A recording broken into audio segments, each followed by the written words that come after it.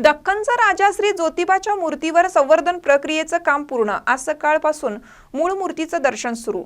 आता 1 रुपयात साड्या, जेंट्सवेअर, किड्सवेअर, महाराष्ट्रातील सर्वात मोठा सेल रवींद्र वस्त्र निकेतन सलगरे व शाखांमध्ये। चंद्रकोर साड्या, डिझायनर वर्क साड्या, फ्रॉक, शरारा, गरारा, लेगिन, प्लाझो फक्त 1 रुपयात। Boys pant shirts, lower, kurti 1 रुपयात। थंडीसाठी ब्लँकेट, जॅकेट, स्वेटर, पडदे, पिलो, पर्स, बॅग फक्त 1 रुपयात। बाय 2 गेट 1 फ्री यासह असंख्य व्हरायटीत कपडे उपलब्ध। परा करा, ऑफर फक्त 26 जानेवारी ते 5 फेब्रुवारी पर्यंत। रवींद्र वस्त्र निकेतन सलगरे व सर्व शाखा। देशातील लाखो भाविकांचे श्रद्धास्थान असलेल्या दख्खनच्या राजा श्री ज्योतिबाच्या मूर्तीवर मंगळवारपासून सुरू असलेली रासायनिक संवर्धन प्रक्रियेचं काम पूर्ण झाल्यावर आज सकाळी श्री ज्योतिबा देवाच्या मूर्तीचे श्रींचे मुख्य पुजारी यांच्या हस्ते विधिवत प्राण प्रतिष्ठापना करून भाविकांसाठी मूळ मूर्तीचं दर्शन खुलं करण्यात आलं।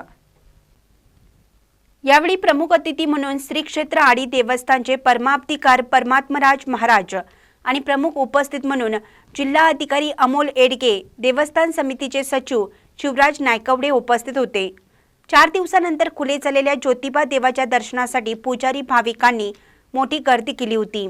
श्री ज्योतिबा मूर्तीवर संवर्धनाचं काम पूर्ण झाल्यानंतर आज शनिवारी सकाळी 7:05 शुभ मुहूर्तावर श्रींचे मुख्य पुजारी यांच्या हस्ते मूर्ती प्राण प्रतिष्ठापना सोहळा संपन्न झाल्यानंतर प्रमुख अतिथी परमाप्तिकार परमात्मराज महाराज, जिल्हा अधिकारी अमोल एडगे यांच्या उपस्थितीत मूळ मूर्तीचं दर्शन भाविकांसाठी खुलं केलं। यावेळी देवस्थान समितीचे सचिव शिवराज नायकवडे, केदारलिंग देवस्थानचे प्रभारी धैर्यशील तिवले उपस्थित होते। भारतीय पुरातत्व विभागाच्या मार्फत मागच्या 4 दिवसांमध्ये श्री केदारलिंग ज्योतिबा देवाच्या मूळ मूर्तीचं रासायनिक संवर्धनाचं काम सुरू होतं। ते काम आज पूर्ण झालेलं आहे।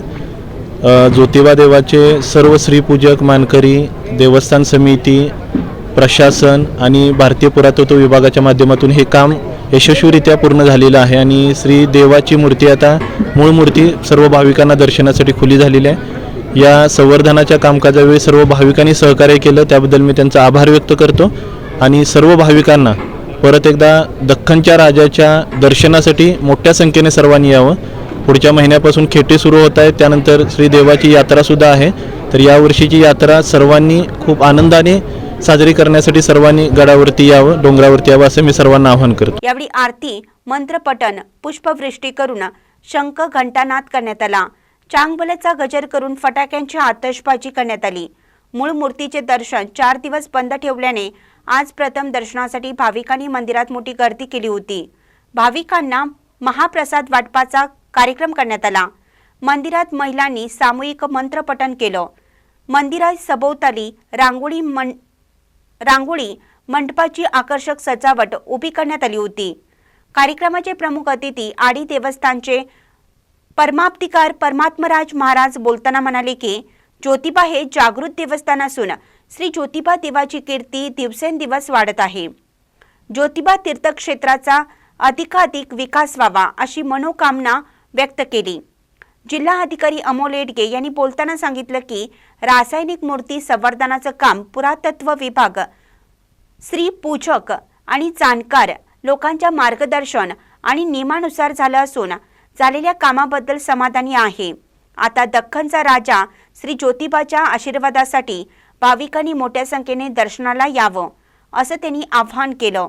मनामध्ये भक्तिभावना असणं अतिशय महत्वाचं आहे। भक्तिभावनेमुळे हिमालयातला देव इथं आलेला आहे, ही अत्यंत महत्वाची बाब आहे। म्हणून भक्तिभावना असल्यास देव देवता कुठे असू दे ते आपल्याजवळ निश्चित येतात, हा भाव मनामध्ये पाहिजे आणि असाच एक भक्तिभाव जनमनांमध्ये वाढत राहणे अत्यावश्यक आहे। या देवाने इथे येऊन अनेक रूपाने हे जनसेवेचं कार्य केलंय, जनांचं कल्याण करण्याचं कार्य केलेलं आहे। हा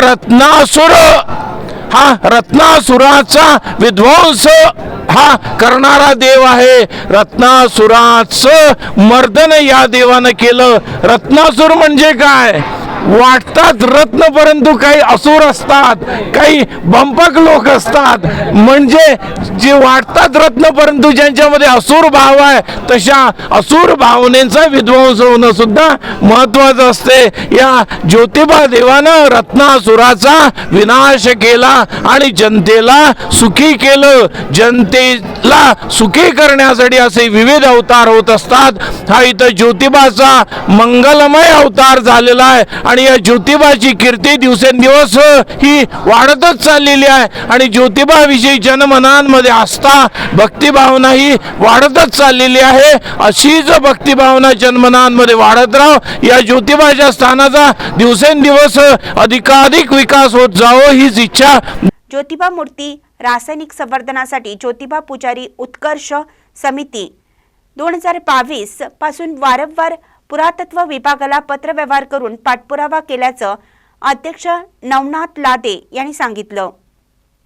21 जानेवारी ते 24 जानेवारीपर्यंत सुरू झालेल्या रासायनिक संवर्धन प्रक्रियेसाठी जिल्हा प्रशासन, देवस्थान समिती, पुरातत्व विभाग, ज्योतिबाचे समस्त 10 गावकर, पुरोहित, ग्रामस्थ, पुजारी, भाविक यांचे सहकार्यातून हे कार्य झालं.